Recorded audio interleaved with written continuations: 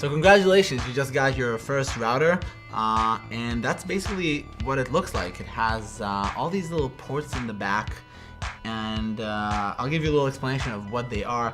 So it's really simple. There are basically two kinds of ports. One is called LAN, and you would usually get multiple ones of that. So you'll get, in this case, 4, usually it's 4, sometimes it's 3, and these go to every computer that you have or every device that you want to connect to your network. You can also connect devices wirelessly, of course, because this is a wireless router, but we'll get to that a little bit later. Right now, the more important connection we're looking for is something called WAN, or sometimes it'll say uplink or even internet on it. And what this port does is connect to the internet, basically. Your modem will go right here. So in this case, I have a little cable modem right here, and I'm gonna hook it up. So I'm gonna connect this router to the modem using this little Ethernet cable that I have here. So one side will go to here, and the other one will go to the modem.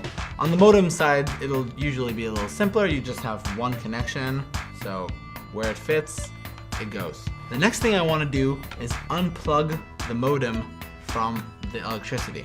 Now, this is sometimes not important, but most of the time, most modems need to be kind of reset before you can get them working with a new device.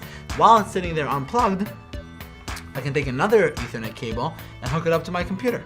So I'm going to use one of the 4 LAN ports in the back. Doesn't really matter which one, they should all work.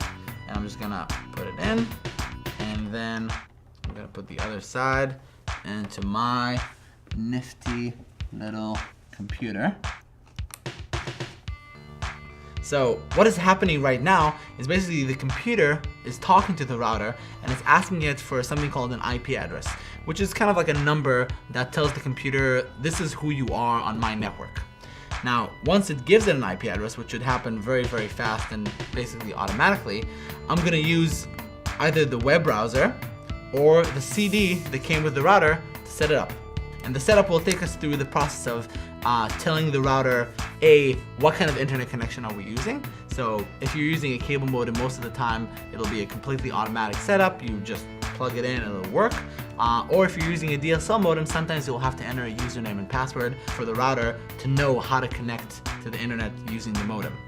The second thing you will set up that's very important is your wireless network. So you'll set up the name of your wireless network and the password that will protect your wireless network from, nosy neighbors or people you don't want to go on your files. The last thing that I recommend setting up is the router password. Now, the router password is different from the wireless password because the wireless password just limits access to the internet for all the wireless devices.